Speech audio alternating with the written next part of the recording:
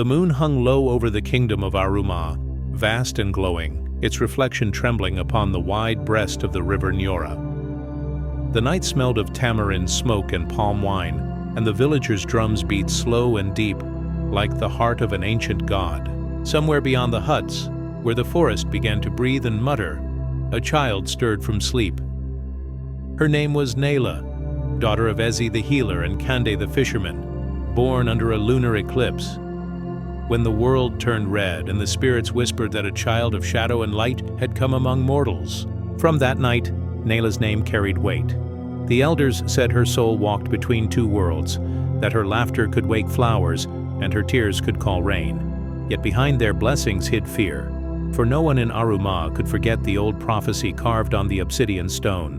When the moon bleeds, the river shall claim a child of both worlds. Through her sorrow, the land shall remember its name. For 16 seasons, Nayla grew like the river reeds, slender, restless, half belonging, half apart. She could weave charms that calmed sick children, hear whispers in the wind, and sense the moods of water. The elders called it the gift of sight, but her father Kande feared it was the call of the spirits. He would grip her shoulders and say, "My daughter, not every eye that sees beyond the veil lives long. When the spirits call, answer slowly." But Nayla would only smile, her eyes bright with the reflection of stars. "How can I answer slowly, Father, when the wind speaks faster than men?" That night, the night when the story truly begins, the moon was neither red nor full, but thin and sharp like a blade. The air felt heavy.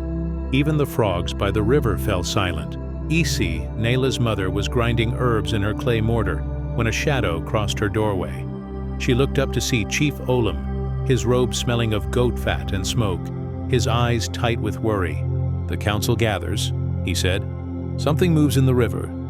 Isi frowned. "The river is always moving, Olam." "What do you mean?" The chief hesitated. "Not as water moves, as life moves, as things that have no name move. The fishermen say the current whispers in tongues. 2 canoes have not returned." Nayla crouched near the fire, froze. The air rippled with something unseen. She could feel it, like a heartbeat beneath the soil. Before Isi could stop her, she whispered, "It is not the river that moves, Chief Olam. It is what sleeps beneath it that wakes." The chief turned sharply. "Child, mind your tongue. You speak like one who has seen too much." Nayla lowered her gaze but said softly, "I dreamt of bones, Chief. A river made of bones and moonlight." Isi gasped, "Nayla!" But Olam's face had gone pale. The old ones said such dreams would come before the river's wrath. He turned to Esi. "Bring her to the stone circle at dawn. The diviners will see what truth lies in her vision. If the ancestors speak through her, we must know their will." When he left, the night seemed to breathe again, but colder. The fire flickered blue for a moment before settling into orange. Esi turned to her daughter. "You must not speak so freely before men of power. Dreams can be cages if told to those who fear them." Nayla looked toward the window where the river shimmered under the moon. "But Mama, what if the river is calling me?" Esi's hand trembled. "Then pray it forgets your name."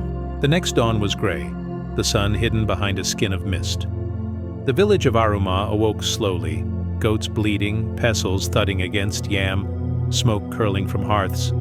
Yet beneath the rhythm of daily life pulsed. When Isi and Nayla arrived, the air was heavy with incense. 4 diviners knelt around the central stone, their faces painted white with ash.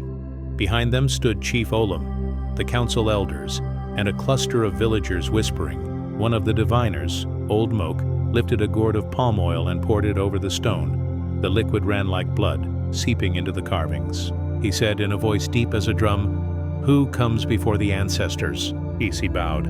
"My daughter, Nayla. She dreams of omens." Moke's eyes narrowed. "Step forward, child." Nayla obeyed, though the air pressed against her like water. The stone's surface shimmered faintly, as if light moved beneath it. "Tell us your dream," Moke commanded. Nayla closed her eyes. "I stood on the banks of the river. The moon was full, but the water was black.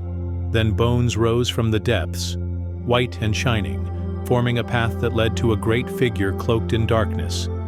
It had no face, only eyes like dying stars. It said, "The debt of blood is due." Then I woke. A murmur swept the crowd. Some crossed themselves with charms. Others spat on the ground. Moke dipped his fingers in white chalk and drew 3 circles on the stone. "The debt of blood? That is the curse of King Indaru." The name fell like a hammer. Even the birds above went silent. Chief Olam spoke softly. "That name should not be spoken lightly, Moke." Moke ignored him. 1,000 seasons ago, King Indaru ruled these lands. Greedy for immortality, he betrayed the spirits who gave him power. He spilled blood upon the river Nyora, his brother's blood, to bind his life to the river's flow. But the ancestors cursed him. "Your soul shall not rest until one born under the bleeding moon releases you." He looked at Nayla.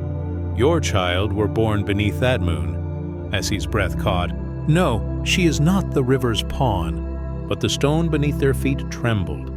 From the carvings, water began to seep. Dark red-tinted water that smelled of rust and salt. The elders cried out, stepping back. Moke fell to his knees. "The curse awakens." Chief Olam turned to Isi, his face drawn tight. "Take your daughter home. Guard her. None must touch the river until the gods are appeased." But Nayla could feel it already, a pull in her blood, as though the river itself had called her name. That night, while the village slept, she heard it again. A whisper through the wind, "Daughter of moon and shadow, come to me. The truth lies beneath your reflection." She rose silently, wrapped a cloth around her shoulders, and slipped into the forest. The air was damp, thick with the scent of earth and old spirits. The path to the river glowed faintly, lit by fireflies that seemed to guide her. When she reached the water's edge, mist rose like breath. The river looked alive, glimmering, restless. And then she saw it, a shape beneath the surface, pale and shifting, a hand, skeletal, reaching upward. Nayla gasped. But instead of fear, a strange calm filled her. She knelt and touched the water. At once the river turned still. The moon above rippled, and her reflection smiled back, though she herself did not. Then a voice, soft and ancient, filled the air. And the world went dark. "You carry my blood, child. The river remembers you." And she fell down unconscious. When Nayla awoke, the world was no longer her own.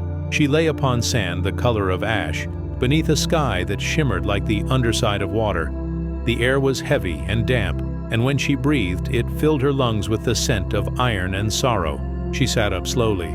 Around her stretched a riverbank, but not the river Nyora she knew. This one ran thick and silent, glowing faintly blue beneath a ghostly light. Across its surface drifted bones, femurs, skulls, ribs, like lilies in a dream. Nayla clutched her arms. "Where am I?" she whispered. The river answered, not with sound, but with feeling. A pulse within her chest echoed the rhythm of the current, as though her heart had become one with the water. "You are where the living and the dead drink from the same bowl, child of moon and blood." The voice was neither man nor woman, vast, layered, filled with ages. "Who speaks?" The mist before her thickened, then took form. From it emerged a woman cloaked in woven reeds, her skin gleaming like wet stone. Her hair was long, black, and threaded with riverweed. When she spoke, her lips did not move. "I am Mabala, keeper of waters. The current knows your name." Nyla's throat went dry. "Am I dead?" Mabala's eyes glimmered. "Not yet, but your spirit walks where no living foot should tread. The river has claimed your dream, and through it, your path." Nyla looked around. Why me?" The keeper raised a hand. From the river rose an image, a vision of the world above. The village of Aruma under dawn's first light. Men hauling nets, women stirring fires, and then the river erupting. A surge of black water crashing against the banks, swallowing huts and boats. Essie screamed her daughter's name as the current tore through the village. Nayla gasped. "No, stop it!" "The river does not obey mortals," said Mabala. "It remembers the blood of betrayal. Long ago, King Indaru bound his spirit to its depths, and the curse sleeps in its bed. Only one born beneath the bleeding moon may unbind him, or replace him." Nyla's voice trembled. "Replace him? The curse demands a balance. The king's soul cannot leave the river unless another takes his place. one of his bloodline. Nayla stared, stunned. His bloodline, but he lived 1,000 years ago. Mubala's eyes softened. His blood flows still, through you. The words fell like stones into her chest. Nayla shook her head. No, my parents.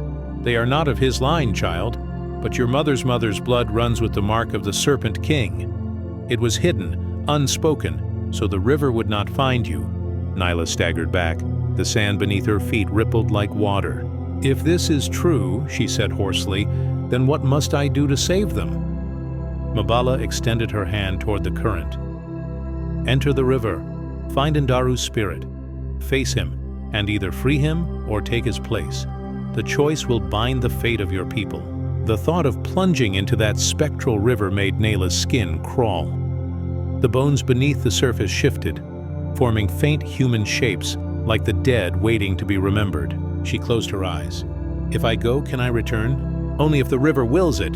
Nayla thought of her mother's eyes, her father's hands, the laughter of children by the fire. She took a deep breath and stepped forward. The cold hit her like lightning. Water enveloped her body, swallowing light, sound, and thought. Down she sank deeper and deeper until her feet found no bottom, only silence. Then a heartbeat, not hers, another. The darkness stirred, and from it came a voice, rough and regal, thick with age and pride. So the child of my curse comes at last? Before her, the shadows parted. He appeared.